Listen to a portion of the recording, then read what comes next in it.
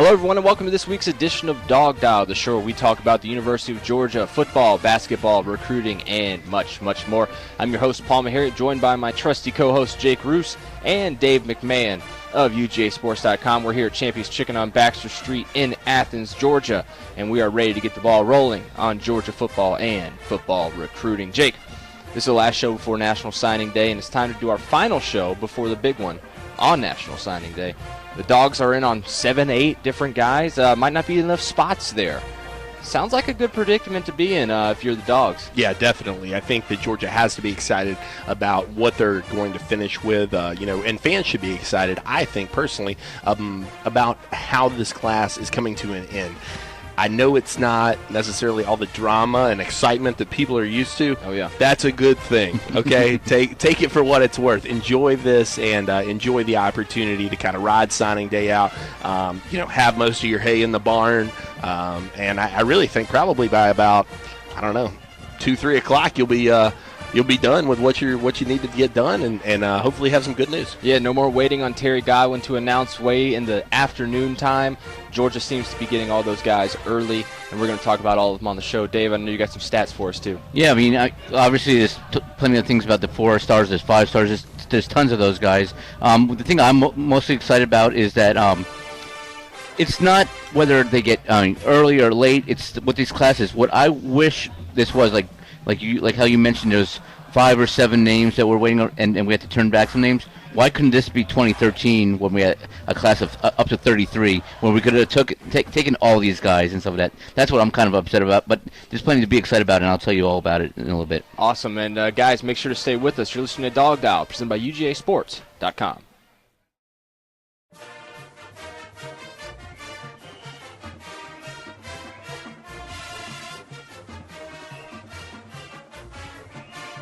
And welcome back to DawgDial. I'm your host, Paul Meharry, joined by my trusty co-host, Jake Roos, and Dave McMahon of UGAsports.com. And guys, it's the last week before signing day. A lot of Georgia's commits are already on board. A lot of them are already on campus right now. It's not going to be as an exciting signing day as many people are used to. I know Georgia fans in particular always kind of dread signing day, it seems like. It's bit them in the butt quite a few times in recent years. Derek Brown, names like that we won't mention on the show. We want our viewership to stay high. Sure. But I think for this class in general, you're looking at a pretty happy signing day for the most part. Correct, Jake? I think you could go into this signing day, everything could go against you, and you'd still have one of the best classes that Georgia's had in a long time. There's nothing to be disappointed about in this class. Georgia has addressed their biggest need, and that was offensive line. I think nobody can disagree with that. But the fact that they've gone in and added some extra players at places like, wide receiver, they've added some very solid defensive backs with guys like Richard LeCount and William Poole. Overall, I think that you've got to be pleased with this class no matter what happens, and that should be the big takeaway. I think Georgia fans used to, in the past few years, have gotten, their hopes have been riding on signing day. Yeah. Don't let yourself get caught in that trap this year. You've got a great class. A lot of the pieces are already in place. Everything to this point, and I do mean everything. I know a lot of people will say, well, what about Aubrey Solomon? Everything at this point, I think, is gravy. I think even Aubrey Solomon, great addition to the class. He's not a make or break, and really you're not in a situation where you're waiting on anybody for 2017 who really would define the class like that. And speaking of how great this class already is, before you even get to signing day, Dave, I know you've got some stats on the guys they already have committed and 4- and 5-star guys. This class is loaded with them. Yeah, you talk about that type of talent. I mean, 4 stars, 5 stars are going to be your all-SEC players, even higher than that. Maybe not this first year, but definitely down the road. And Georgia right now has 16 either 4 or 5-star players, which is the second most in the SEC. You probably guess who has the most. Alabama. Oh, hey, good. Oh, yeah. You answered a trivia question last week. This one was a little bit easier. So, yeah, Georgia has 16. But the key right now, obviously, Georgia wants to keep up with the Alabamas and stuff like that. But they're right now, the next highest SEC East team has 9. So there's 7 more, almost double the amount of the next SEC East team. Last year, Georgia had 13. The next highest one in the SEC East was 11. So you got to keep. You can't have just one recruiting class and just say, hey, we're fine right now. We should dominate in a few years. You got to build it year after year after year, and certain teams have done that, and certain teams have done well. So yeah, 16 4 or 5 stars this year, 13 the year before that, 13 the year before that, 13 the year before that. That's how you build the winners of that. And if you just do the SEC East between that, Georgia and Tennessee both have 55 in the last four classes, including this one. So right now, those are the two things. The main thing with one team over another team is attrition. See how many of those have left the program. I mean, everyone talks about how decimated the 2013 class was, losing a lot of people.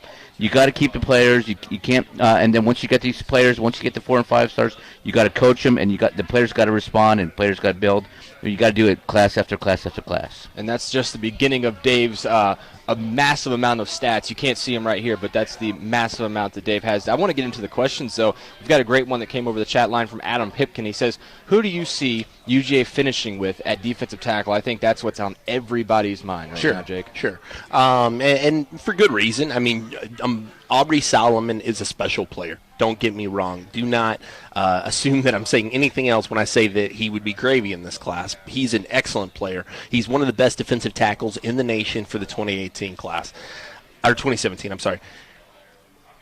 I don't feel confident in Georgia finishing with him currently. I really just don't. I think that Michigan, USC, he just seems like a kid, and I've said this for a long time, who's been destined for other places. He's never really been what I would consider a huge Georgia lean. There were points where the interest was peaked and things of that nature, but it seemed like he was always pretty open to his other options. So I don't like Solomon to be in the class. That being said, I do think that Georgia had a visit with Devontae Wyatt. He was on campus this past weekend, and I think that probably ended up paying huge dividends for him. I think that they probably locked him back up, and I'd be surprised to see him do anything else on signing day. I'm not saying it can't happen, but I would be a little bit surprised. The other guy to watch, though, in terms of the defensive line and especially D tackle is a guy who's really just burst onto the scene so fast in the last week.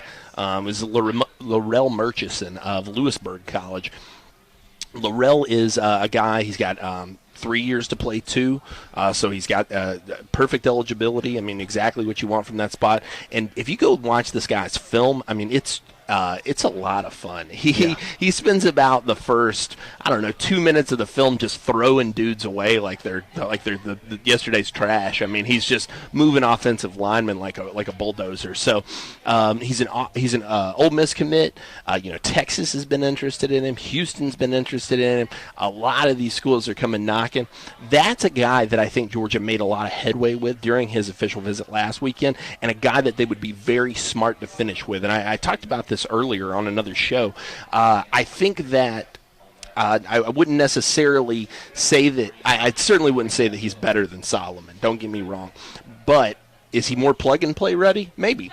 He's got experience under his belt at the collegiate level. I think that still matters, and I think that that's important to have. So Laurel Murchison, definitely a guy to watch, and a guy that it will not surprise me to see Georgia end up with in this class. We told our listeners long before today and probably way back in November that this class was going to have a few surprises in it, in a sense that there was going to be guys that burst onto the scene later on. Murchison is a great reason to believe that Georgia was going to be going after guys that we hadn't even heard about yet. And Murchison is that type of guy. About 2-3 months ago, and I was thinking about this class, and I was like, okay, here's how it's going to end up, and here's 10 names that Georgia's going to end up.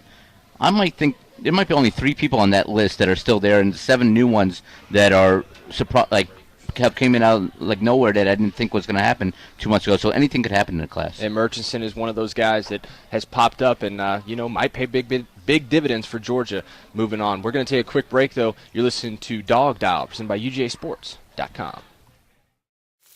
Because you want more flavor, at Nuke's we marinate and grill to perfection. Because you want the latest culinary tastes and trends, we never rest. At Nuke's, great food drives us.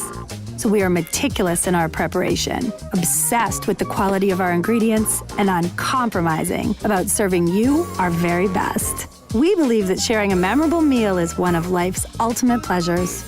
Join us at Nuke's Eatery.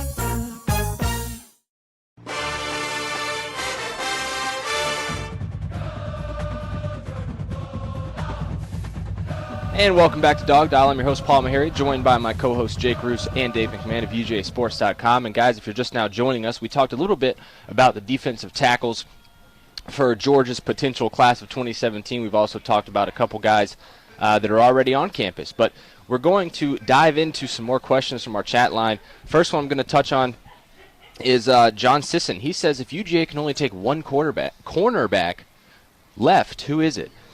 Well, it's definitely an interesting question. I know a lot of people are concerned about how they're going to finish the class in that regard because you've got names like Jamias Williams, Eric Stokes, Amir Speed. They're all Brenny. Latavius Brenny, of course. That's what I'm saying. You're at a situation where you're probably only going to take one more, I think. The possibility exists of two, maybe. I don't really like the chance of them doing that. I think numbers could work out in a situation where they could maybe make that happen. If I'm picking from this group, let's say those four guys, Jamias, Amir, Brenny, and Stokes, for me it's Amir Speed. Yeah. I think that Amir Speed is the guy that you want to finish with. I do think he's the guy that Georgia is going to finish with. I think that he's going to be a part of the class. I think that he's had it's the closest to him in Jacksonville. He had an excellent official visit. He told us all about it at UGAsports.com. And I think the need is there. I think that he understands how he fits into what they want to do. And that's not to say that the other guys don't fit in necessarily. However, Amir brings something to the table that none of them, that is different than all of them, and that's his size. I mean, he's a 6'3" cornerback. He's long. And, boy, does he live up to that last name, Speed. I mean, he's a guy who can run around the field, but it's all about that length. And Kirby Smart emphasized that so huge this year that I can't see a situation where, you're talking about a guy in Amir Speed who has Michigan State, North Carolina, Virginia Tech just really pushing for him here at the end. That shows you what kind of upside this guy has and what college coaches especially, believe that this guy can do. So, for me, it's Amir Speed. I think he's a very important get for Georgia, and if they get him in on signing day, that's going to be huge. So, Jake, you're saying, because some of these corners some of them have size, some of them have more speed than others, some of them have be able to cover a lot better, like man-to-man. Is Speed the best one, the combination of all of them, you're saying? Yeah, I don't even know that necessarily he's the most finished product. I would say Jamias is probably... But he doesn't have size. Exactly. Right. And that's such an issue, I think, in what Kirby wants to do. They've got, let's be frank about it, they've got some smaller defensive backs. They got guys like Malcolm Parrish. Even a guy like Aaron Davis is 6 foot.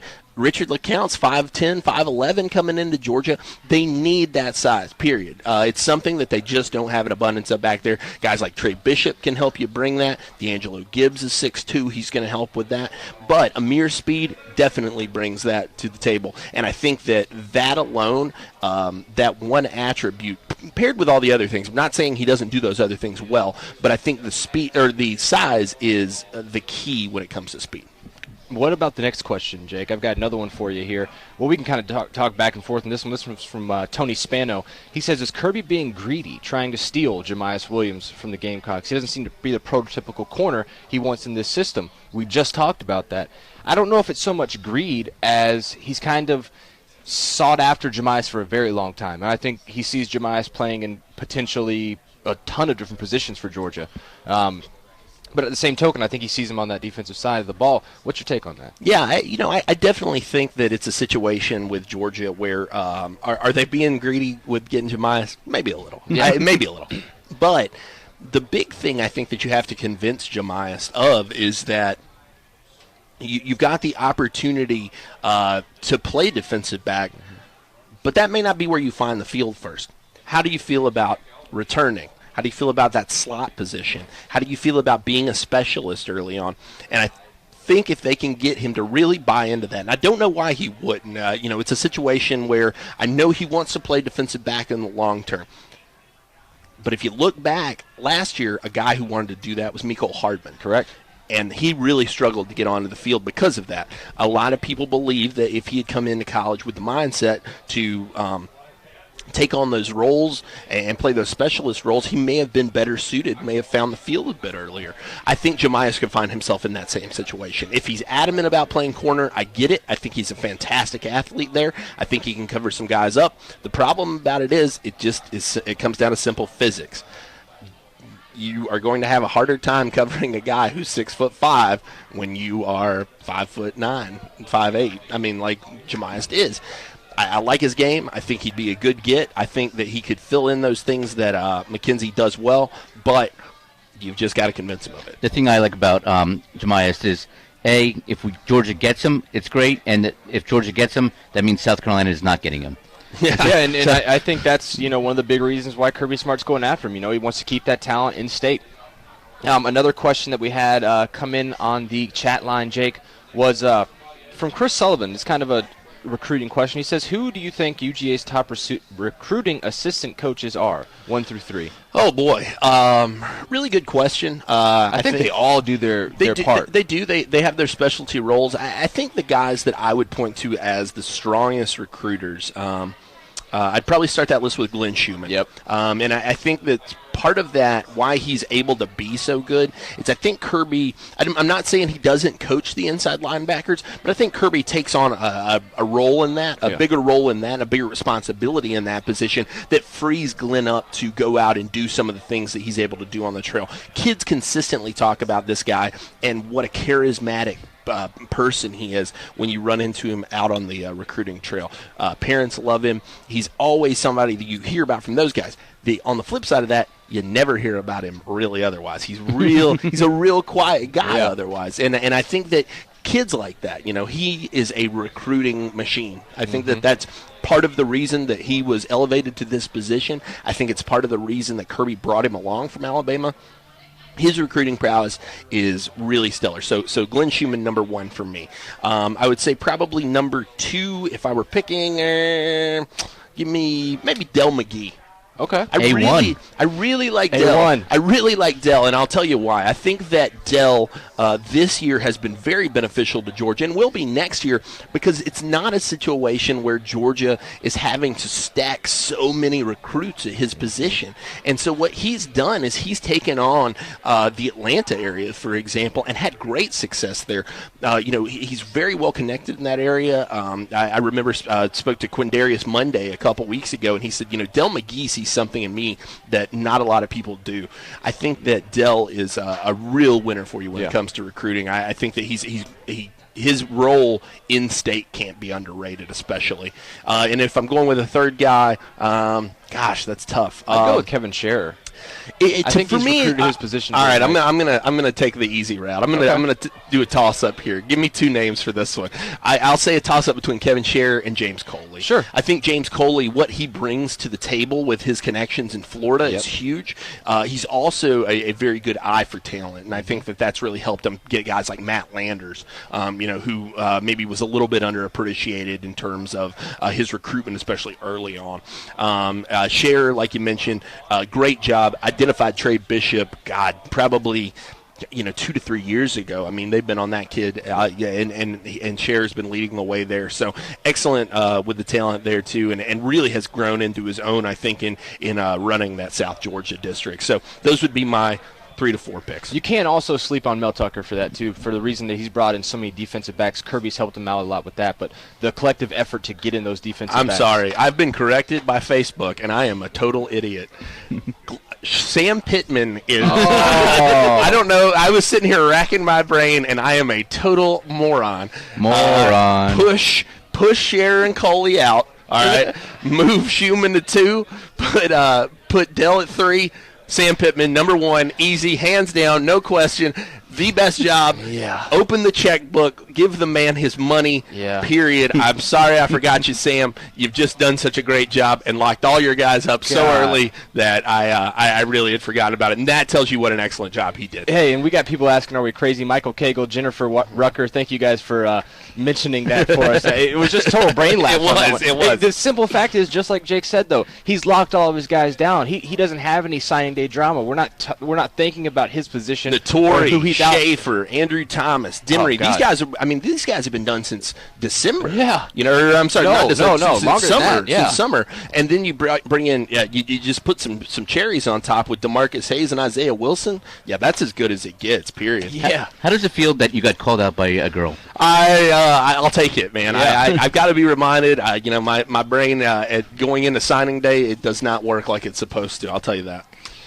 We've got a question right here before we get to break from Keith Watson. He says, can you describe in one word the difference in Smart and Rick's recruiting? Thanks. Go Dogs. I guess I got a good one. the word I'm going to use is a word that I've heard from kids, and so this is not me saying this. This is recruits saying this. It's the word I keep hearing from it's player-centric is the word that I would use. Whereas I think that kids have told me in the past, that Mark Richt kind of let individual positional coaches handle their areas, and he'd come by. None of that anymore. You're hearing about Kirby Smart, Mel Tucker, James Coley, Jim Chaney. Everybody on the staff talks to every kid all the time. If you see a kid by himself, they're on it. They don't let that happen anymore, and I think that that's a big change for those kids. You kind of used my word a little bit, but I'm going to go with consistency. I think that's the biggest key. I think everywhere that you look, Kirby Smart's out on the recruiting trail.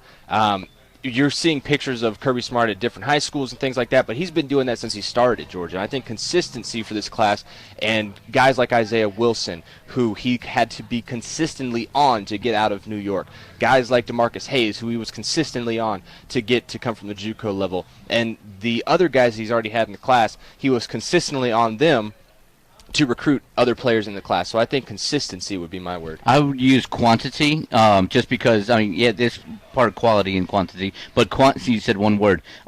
It seems like Georgia has like so many of the top 10, 20 people in every position that Georgia's offered. In the past, I would see, this guy's the number 1 wide receiver, number 7 wide receiver, number 20, number 25. Here you see number 1, 2, 4, 5. Yeah. It's like so many people that Georgia's into right now, and I like that. Yeah, and it's interesting that you bring that up. We had an article on this the other day at UGAsports.com when you're talking about top players. We did 10 position breakdowns. Georgia has the top player in the state of Georgia at 5 of those positions, so over half. And that's not including the fact that they have the top 2 offensive tackles and the top 2 offensive guards in the state of Georgia. Boy, did they lock those borders Just goes down. to show you Sam Pittman's the best recruiter that Georgia's gotten. And I owe him a huge apology. Yeah. I'm so sorry, Sam. While we go to break, Jake's going to call Sam Pittman and apologize. We'll be right back. You're listening to DawgDial, presented by UGAsports.com.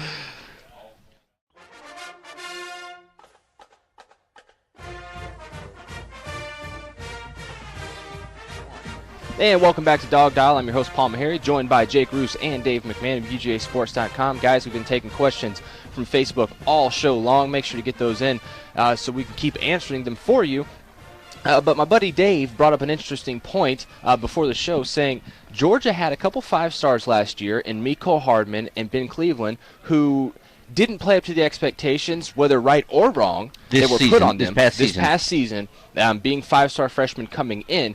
And he asked, who were the 5-stars or 4-stars, high 4-stars, that I thought might not live up to those same expectations? Not saying that they won't throughout their entire career.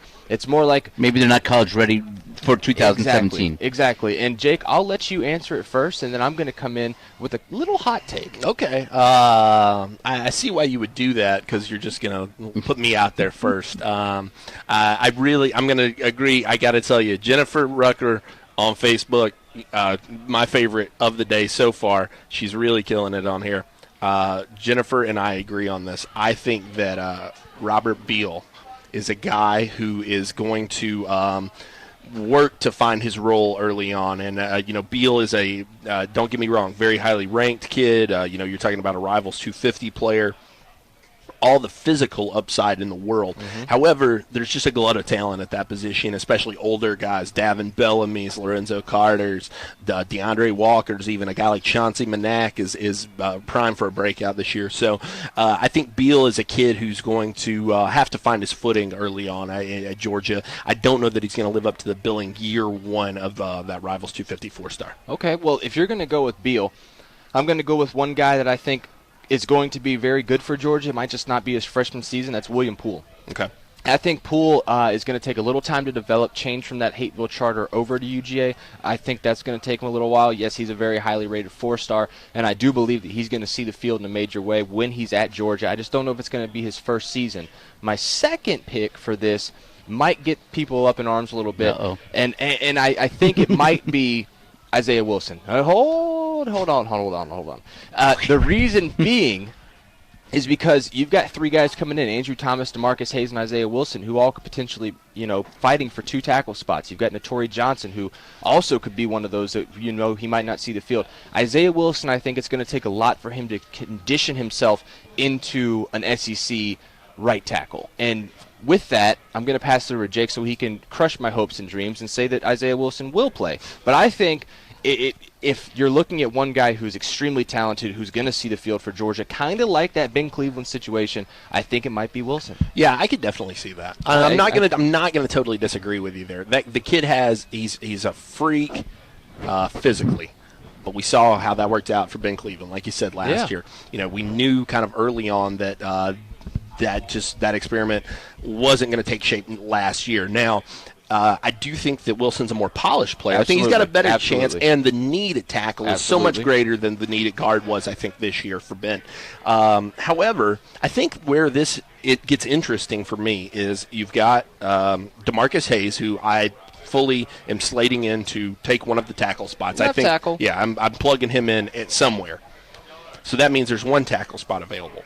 You've got Kendall Baker, who I think is a pretty good player with a lot of his best football ahead of him, since we haven't seen much of his football yet. Kendall's going to be a guy who's going to get in there and compete. The real question mark in all of this, in my opinion, is Andrew Thomas. Yeah. And I think that's where you are getting, you're going in the right direction there. Andrew Thomas, you want to talk about a guy who has blossomed at the right time. Heading into the end of his senior season, it was a question early on in the senior season. He wasn't playing in a way that was blowing you away. Mm-hmm. He showed up to San Antonio for the Army All-American game and balled and blew not only Georgia people away, but national. Every guy from every site was like, "Who is that kid? He's a freak." Yeah. When he sets on you, it's over. It's done. I mean, his technique, and it's the one thing I've always loved about Andrew's game. His technique is so sound. He's such a polished player when it comes to that. Physically, he doesn't look he's definitely not as intimidating as Isaiah Wilson. There's no doubt about that. Nobody is. But Andrew is an excellent player who I think can give Isaiah Wilson a run for his money. And that's why I said Isaiah. I think he's going to see the field. No questions about it. And Andrew Thomas had a lot of practice against SEC level people right away. Sure. Compared to Mr. Wilson, who's playing against. I've never seen New York high school football, but actually I have seen one game when I was living in Connecticut, but from New York. It's not the same as football is in the South. Sure. Great question, Dave. I really think it wasn't. That's my take on it. I think we've got a couple people that are saying they don't agree with the Wilson comparison. That's fine. All I'm saying is I think it's going to take a little time for him to get acclimated. I wish the best for him. I think if he can jump in and be your right tackle off the jump, I think you're in a world of amazingness. Oh, there's no question. Yeah. If one of these freshmen can get in there and lock down one of these tackle spots, year one, it's never an ideal situation to have that, of course. But with the upside these guys have, you are creating yourself a series of consistency that I think could pay you huge dividends down the road. And last question before we go to break, Jake. We've got questions about Nico Collins. What's Georgia's chances with him? I haven't touched on him at all. Yeah, you're right. And Nico, I know, is probably the big offensive name left out there for Georgia at this point. One of the best receivers in the nation in terms of just the full package. Huge, a true 6'4", 6'5" guy. Excellent hands, can make all the catches that you want. I really like Georgia's chances. I think that there's a very good chance that he becomes a Bulldog on signing day. Looks like LSU's kind of getting themselves in the mix. Michigan lost the 2 primary recruiters for him, so that's a little bit of a hindrance for them.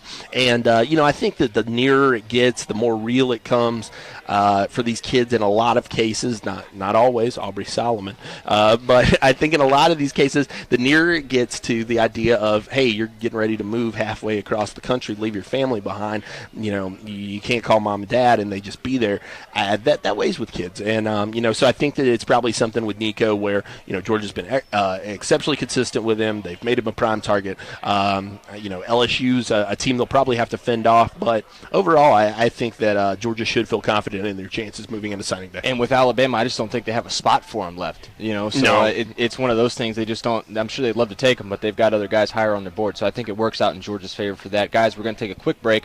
Come back after the break, talk a little bit more Dogs recruiting. You're listening to DawgDial, presented by Champy's Chicken and UGAsports.com. Because you want more flavor, at Nukes we marinate and grill to perfection. Because you want the latest culinary tastes and trends, we never rest. At Nukes, great food drives us. So we are meticulous in our preparation, obsessed with the quality of our ingredients, and uncompromising about serving you our very best. We believe that sharing a memorable meal is one of life's ultimate pleasures. Join us at Nukes Eatery.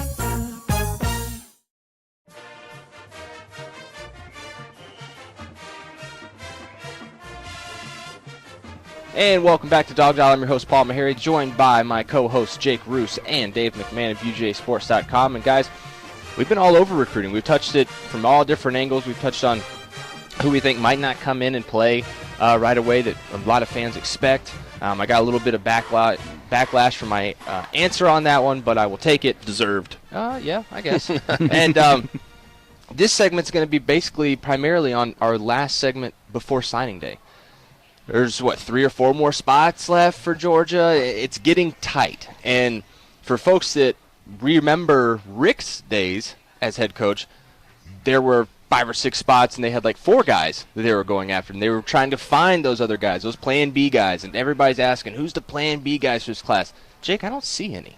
No. There aren't. And I'll tell you what, your Plan Bs this year, in a lot of cases, I think would have been Plan A's a couple years back. And, when you're talking about a guy like Laurel Murchison, I think that he's probably the closest thing to a Plan B on Georgia's board. And that's just because of how fast everything's developed and also, the need on the defensive line. I do think that they do need to finish with another guy there. But Murchison is a very talented player. I think that he's a guy that can come in, fill a need for you. You're not going to have to rely on him. I mean, right off the bat, he's in a situation where he can still take a red shirt. So realistically, you could bring him in. I mean, I don't expect they will, but you could bring him in. You could red shirt him, let him develop even further, and you got a guy who's 6'4", 290, and moves like he moves like a Devontae Wyatt. He does. He moves a lot like Devontae Wyatt. Sure does. And for those of you who haven't seen it, go check out Devontae Wyatt's highlight film. It's a lot of fun. He plays the hell out of some running back. I will tell you.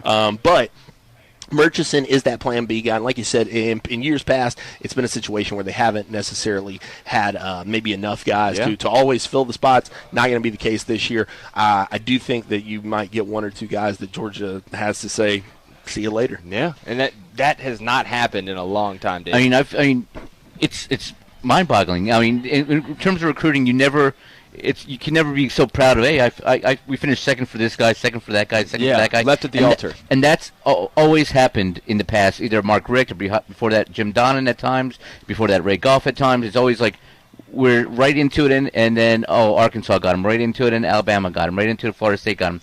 Right now, I'm okay with some of these guys that are a second because I know we have better ones coming in as first and stuff like that. But, I mean, there's so many opportunities for this team to improve, and I'm totally excited about the 2017 class. We've got a question here from Mark King. I think he's all the way out in California, so thanks for listening in, Mark. He says, are Florida and Tennessee struggling compared to Georgia because of good things in Athens or because of bad things in Gainesville and Knoxville? That's a good question. That is a really good question. Thank you for sending it in, Mark. I think that really where this kind of all boils down to is Georgia can offer something at this point that neither of those teams really can. They can offer playing time. And they can also offer, they're a lot fresher. Yep, I mean, Kirby Smart's the new guy on the block compared to Jim McElwain and Butch Jones.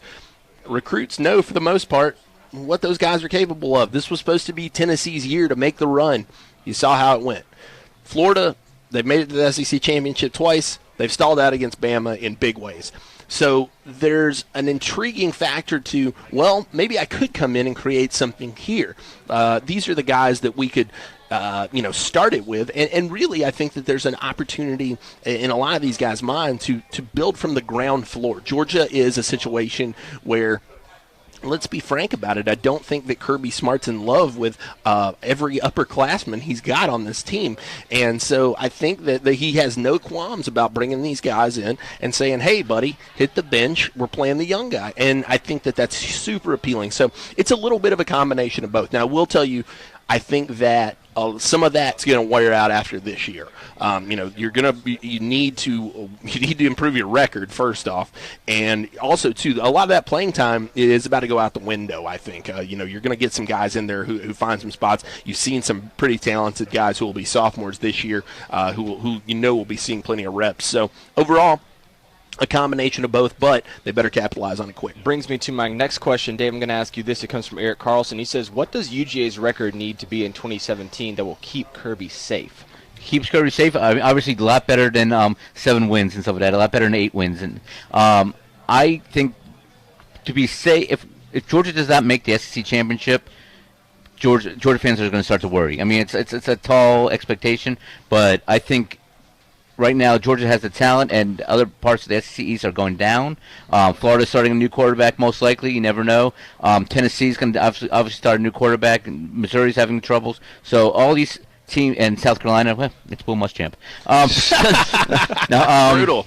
But no, if they don't, I don't know if there's a win total, because you never know what's going to happen, like out of conference, and what's going to happen in things. But if Georgia does not reach the SEC championship, I think people are going to start wondering if they made a mistake. I think that you make a really good point, but I will say this: I think that Georgia, one thing that would appease fans is to maybe make it a little later in the season, before you're out of the running for the SEC championship. Make it interesting at least. I think that would be compelling, and I think that would really help his chances. As long as he's able to, you got to keep people hooked in. You can't have people turning the TV off in the end of October. 6. Yeah, exactly. And it can't make stupid mistakes over and over, and things that make you scratch your head a million times over. I think recruiting has done Butch Jones such a huge favor in his success at Tennessee and keeping fans entertained and keeping fans with him. You've seen how that's kind of blown up in his face this past year. Kirby's kind of got everybody hooked on recruiting right now. I think he's going to have to produce next year, the year after, definitely. You're getting all your guys in. You're getting top classes in. If you can't produce with those guys, well, you're getting top classes in. What else can you bring in? Absolutely. So, yeah, I think Kirby needs to win 8-9 games next year. Oh, I'd say more than that. Oh, well, yeah. I think that's the bottom. Yeah. Especially in a SEC East that does not look appealing to big teams. Well, but they didn't. The SEC East wasn't this appealing last year. Well, yeah, it was his first you year. came out and got your teeth kicked in by Florida. You lost a heartbreaker to Tennessee. Teeth kicked in by Ole Miss. Yeah, Ole Miss beat you like a redheaded stepchild. Yeah. I mean, you can't have stuff like that. And I will say that, too. That's another thing. You can't go tight with the Nicholses of the world again. You can't lose to Vanderbilt. Jeez. You got to get and some you of can't those. lose to Tech. You can never lose to Tech. You get some of those. You lose to Tech and you go to East. You get some of those things cleaned up, you're buying yourself a little bit more favor. Yeah. Guys, we're going to take a quick break. When we come back, we're going to have the owner of Champy's Chicken in Athens, Josh Collins, on with us. Stick around. You're listening to DawgDial, presented by UGAsports.com.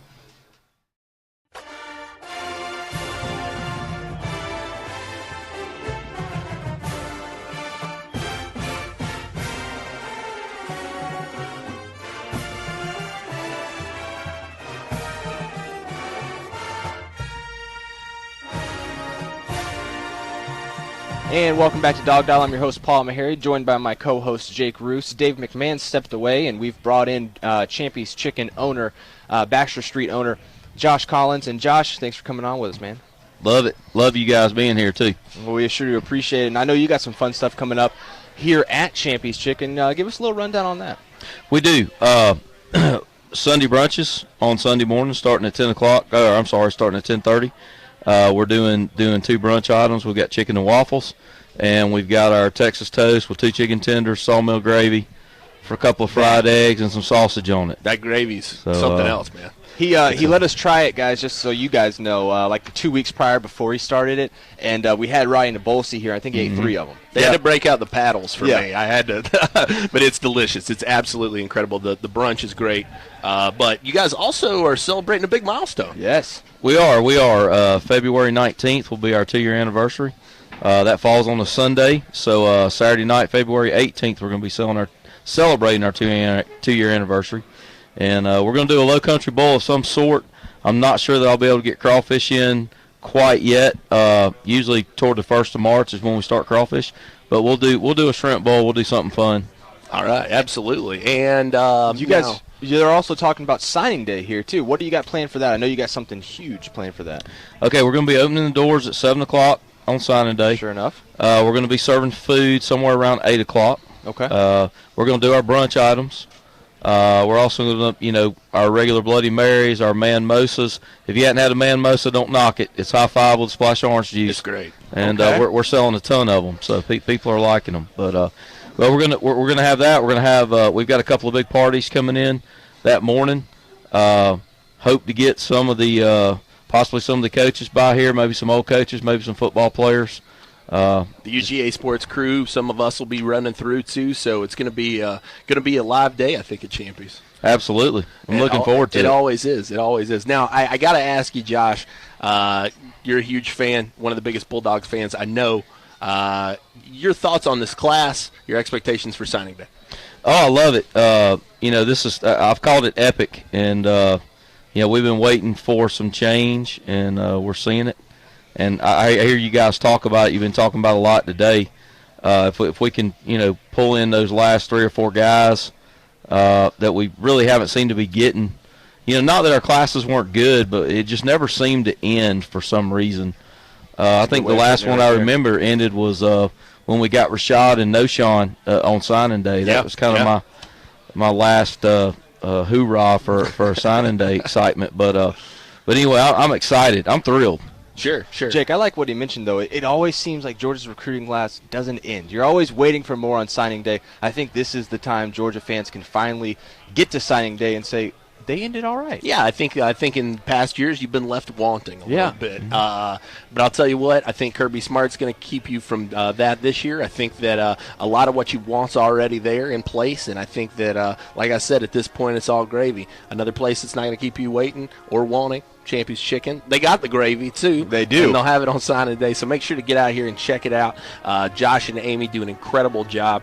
I say this, totally unbiased opinion. Yes, they have us in here to do this radio show. I was eating here well before that, and I've been hanging out here for a long time. So great people, great food, great place to hang, and make sure you come try it out. I love it here. Josh, thanks for joining us, man. Thanks, guys. All right, and we're going to be wrapping up this week's edition of DawgDial. So many recruits still left on the board. You're just going to have to wait till signing day when we're back here at Champy's talking about it at the end of the day. Yeah, absolutely. And, if you're going to be in town, make plans to swing by Champy's certainly throughout the day. But we'll be at Champy's doing DawgDial. We're working on setting the time. Keep up with us on Twitter and Facebook. We'll tweet everything out. Hopefully I can be here. I'm going to be on the road, but I want to be back in time to spend it with you guys and share some of the love. So be looking forward to it. Christmas is upon us. Yes. I mean, that's how I'm feeling right now. I'm like a kid at Christmas when it comes to signing day. I can't sleep the night before, and I'm already getting nervous and sweating about it. It's here, folks. It's here. Less than a week.